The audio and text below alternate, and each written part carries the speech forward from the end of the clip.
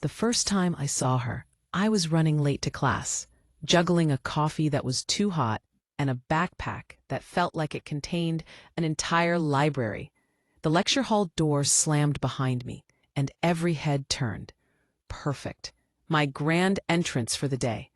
I mumbled an apology and slid into the first open seat I could find, right next to the most striking woman I'd seen on campus. She gave me a quick, polite smile that had this mix of composure and warmth that made me instantly overthink how messy my hair was.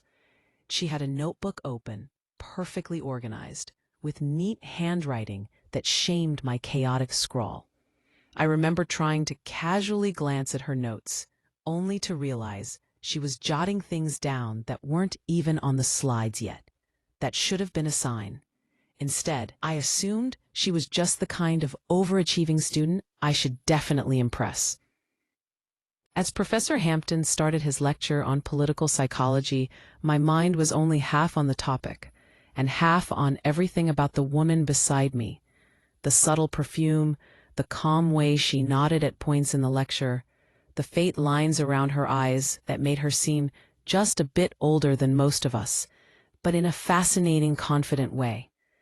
When she caught me looking once, I panicked and pretended to be deeply engrossed in highlighting random words.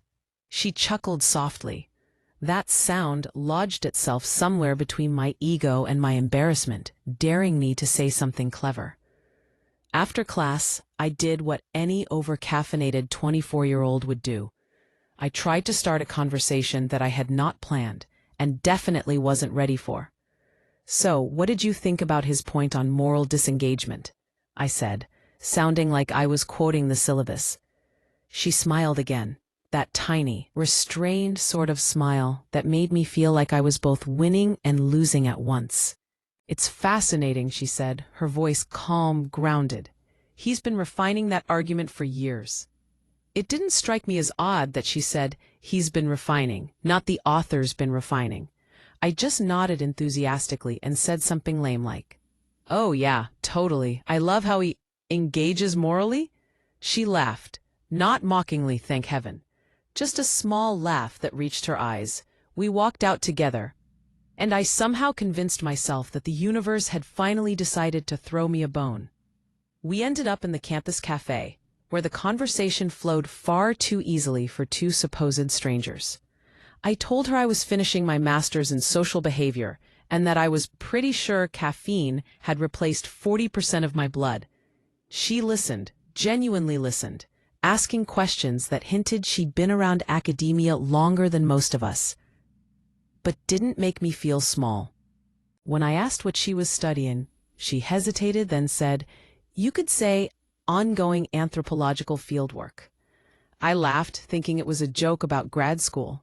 She smiled again, and I swear there was something pitying in it, though I didn't catch that until much later. Over the next week, I noticed her around campus, sometimes in the hallway outside the psych department, sometimes talking with faculty in that half-serious, half-friendly tone I'd only ever heard between colleagues. And yet, she sat in on our class every other day, taking notes, occasionally asking sharp questions that even impressed Professor Hampton.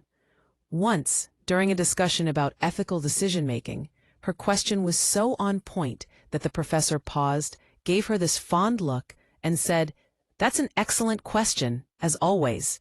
We all noticed the familiarity, but my brain, the same brain supposedly trained to study human perception, did not compute the obvious. I just thought, wow, he really appreciates engaged students.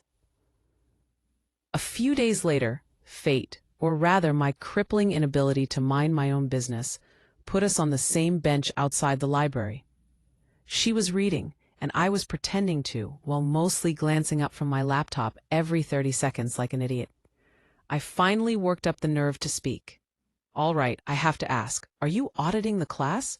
We're secretly trying to outshine all of us." She looked up from her book, amused. "Something like that. Do you mind that I sit in? Are you kidding? You make the discussions actually interesting," I said. Then, because my mouth has a sprinting license while my brain strolls, I added, If I didn't know better, I'd think you were trying to impress someone in there." She raised an eyebrow. "And who would that someone be?" "Maybe me," I said, wishing immediately for a trapdoor to open beneath me. The silence that followed was both endless and less than a second. She looked at me, eyes narrowing, not angrily, more in mild disbelief, and then she laughed. A graceful, measured laugh that didn't quite sound flattered, but not offended either. "You're bold," she said finally. "I'll give you that." "Thanks," I managed. "I'm also very good at secondhand embarrassment." "I can see that." She closed her book, glanced toward the department building, and added, "I should go. It's office hours soon." I nodded, pretending I understood, pretending I wasn't already concocting 100 imaginary explanations for what office hours might mean for a non-student. 2 hours later, I learned exactly what it meant. I had a weekly meeting with Professor Hampton to discuss my thesis proposal. His office, as always, smelled faintly of old books and espresso. I knocked, heard the usual cheerful "come in," and walked straight into the most mortifying realization of my academic life. She was there, sitting comfortably in the chair opposite his desk, the same confident smile now turned towards me. The professor looked up, delighted. "Ah, Daniel, good timing. You two haven't formally met, have you? This is my wife, Claire." There was a moment, maybe half a second, when my nervous system just disconnected.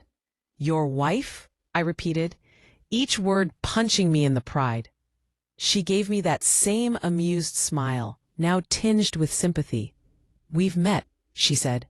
"Sort of." The professor laughed, oblivious to the internal implosion happening inside me.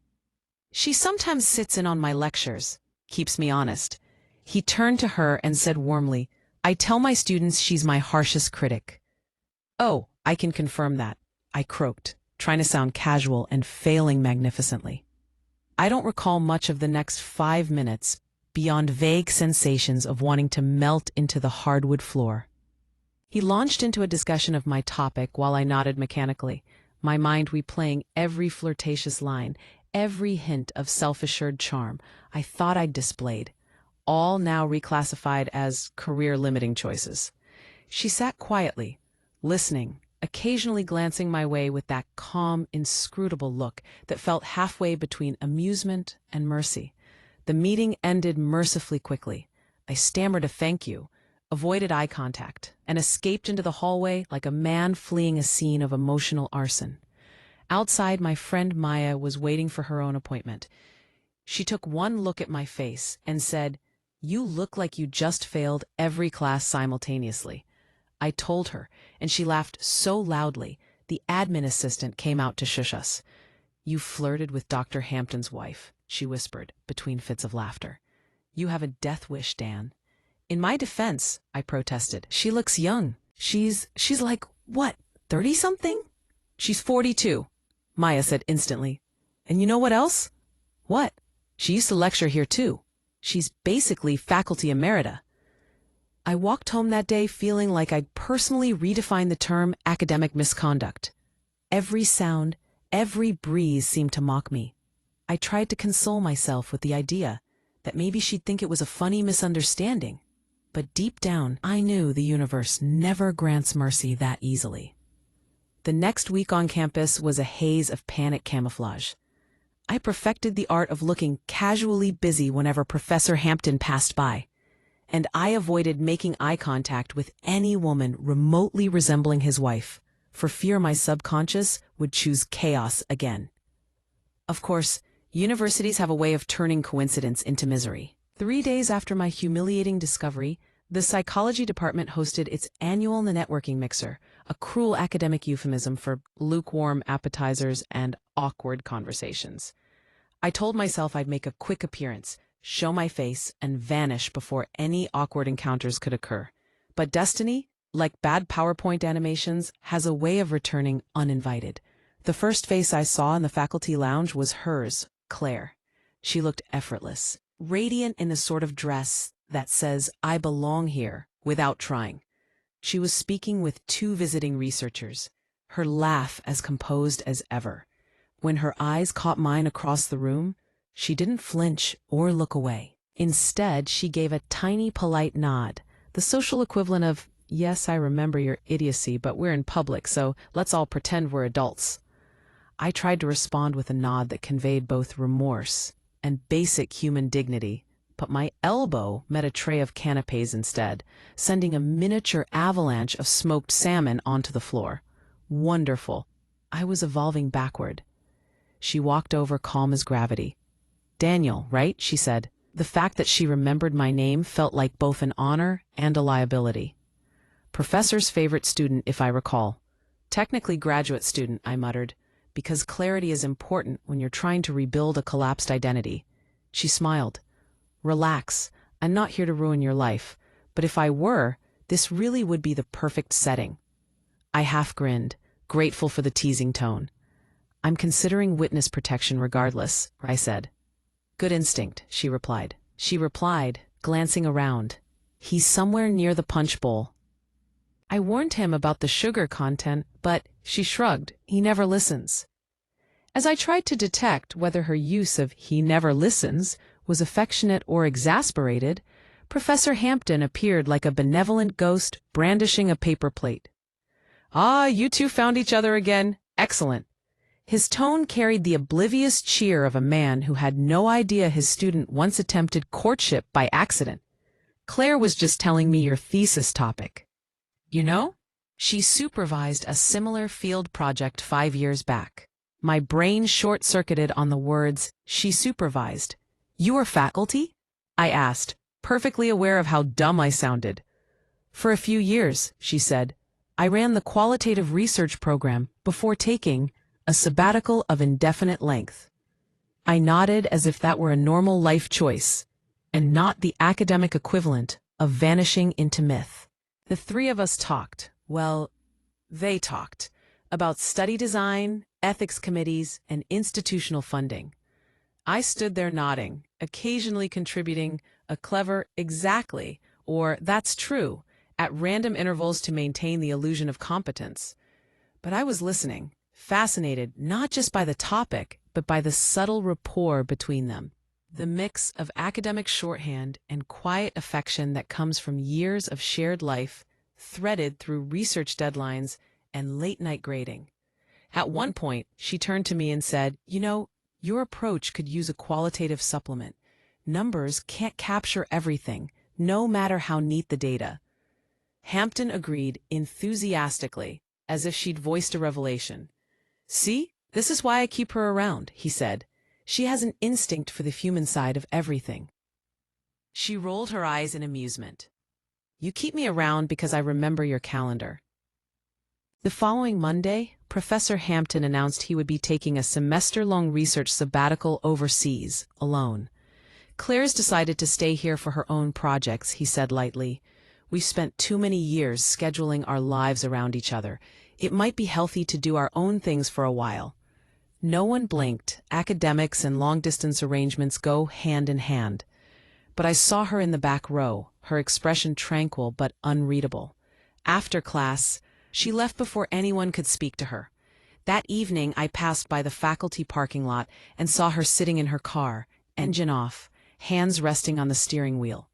Not crying, not upset, just still, as if anchoring herself between two futures she hadn't yet chosen. I almost walked past, then she turned her head and noticed me. She opened the window halfway. "Caught me loitering again?" I tried a half smile. "Only if reflective existentialism counts as loitering. It probably does," she said softly. "But I can live with the citation." I asked if she was all right. "I'm fine, Daniel, just recalibrating." She looked ahead again, and after a pause, she said, "Do you ever feel like you spend so much time studying human behavior, you forget how to live it?" "All the time," I said. "That's why I drink more coffee than water." She smiled at that, rolled up the window, and drove off. That night, I couldn't sleep. I wasn't sure if it was worry, curiosity, or the quiet pull of compassion that comes when someone lets you glimpse their unguarded side. What I knew was that my life had somehow branched from flirtatious misunderstanding into the heart of someone else's unspoken story. And I couldn't decide whether that was maturity or another kind of folly I didn't yet understand. The semester crept toward winter, and the air on campus smelled like rain, coffee, and looming deadlines. The sacred trinity of academic existence. Professor Hampton left for his sabbatical in mid-November. There was a send-off reception filled with awkward laughter and promises to stay in touch. Claire stood beside him the whole evening, warm but distant, playing the role of the professor's wife one last time before that title went into temporary storage. When he finally hugged colleagues goodbye and disappeared through the drizzle toward the airport shuttle, she exhaled like she'd been quietly holding her breath for years. After that night, she didn't come to campus for a while. Life resumed its ordinary pressure cooker rhythm. I defended my proposal, juggled grading undergraduates' turbulent essays on moral reasoning, and tried not to think too much about the strange vacuum her absence left. I told myself that it was professional admiration, that she simply represented the kind of fearless clarity I wanted to have one day. That there was a small corner of my mind, stubborn and disobedient, that whispered otherwise. It was February when I saw her again. I'd fled to a small cafe off campus to escape both my apartment heater and my thesis data nightmares. She was there, sitting by the window with her sketchbook open, steam spiraling from a small mug of mint tea. She looked the same and yet not, the calm confidence still there but softened somehow. She noticed me first, waved me over. "You survived the winter." One late afternoon, I found myself in the library archives, retrieving research forms, when I saw her again, sitting alone by the window, sketching something in her notebook. Not lecture notes, drawings, quick strokes of students walking by, sunlight splintering through trees. I hesitated but walked over. "I didn't know you draw." "It started as doodling during faculty meetings," she said without looking up. "Now it's therapy." She smiled faintly and gestured for me to sit. "Don't worry, I'm not grading you this time."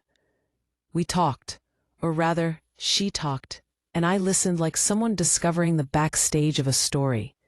She told me how teaching had once felt like collaboration until administrative politics drained it, how love within academia could be both a partnership and a competition, how sometimes she wondered what her younger self, ambitious, stubborn, unafraid, would think of the woman sketching solitude on a Friday afternoon.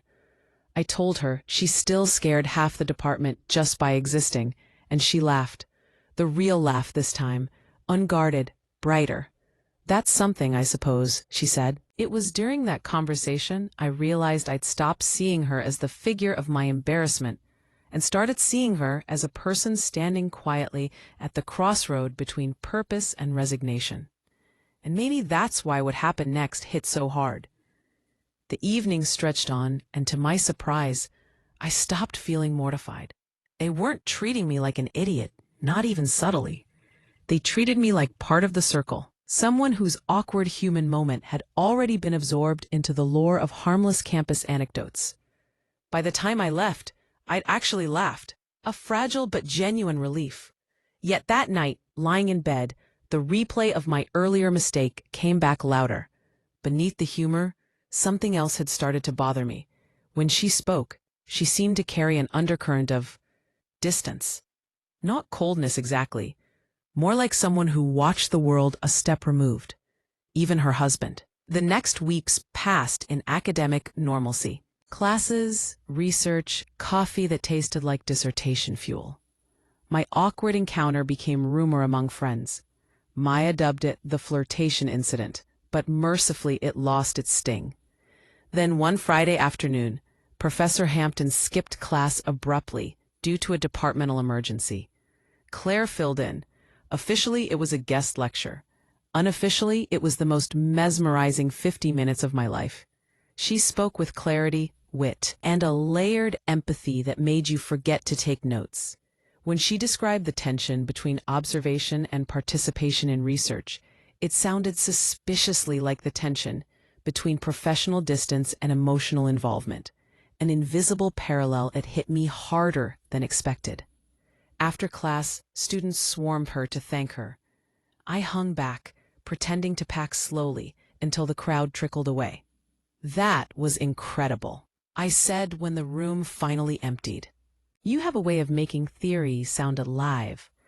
She smiled but looked tired, like praise was something she heard often, yet didn't quite feel. Thank you, it's easy when it still means something. That phrasing caught my attention. Still means? I asked gently. She hesitated. For a moment, the polished humor dropped, replaced by something raw. Everyone assumes I left academia because of burnout, she said. But really, sometimes the institution squeezes out curiosity and calls it progress. I needed air. There was a silence that didn't feel awkward at all, just an acknowledgement between someone who was still drowning in the system and someone who had already escaped it. Then she changed tone deliberately. Anyway, don't let it eat you alive. You've got that restless idealism most people lose by your second year. Keep it. I wanted to thank her, but it came out as a nod that might have looked like prayer. Months passed. She came to campus occasionally, sitting in on lectures, helping with departmental events. Each time, conversation came easier. The initial absurdity that started it all faded into a quiet rapport, a mutual understanding flavored with friendly sarcasm. Yet there was a subtle melancholy around her, like she existed in a space where inspiration and disillusionment were constantly sparring. Sometimes, during seminars, I'd catch the professor looking at her, the way one looks at a beloved memory rather than a current moment, a gaze soaked in nostalgia. It wasn't distance born of conflict, but the inevitable drift of two people who built their lives inside lecture halls and conferences, until there was no room left for anything spontaneous.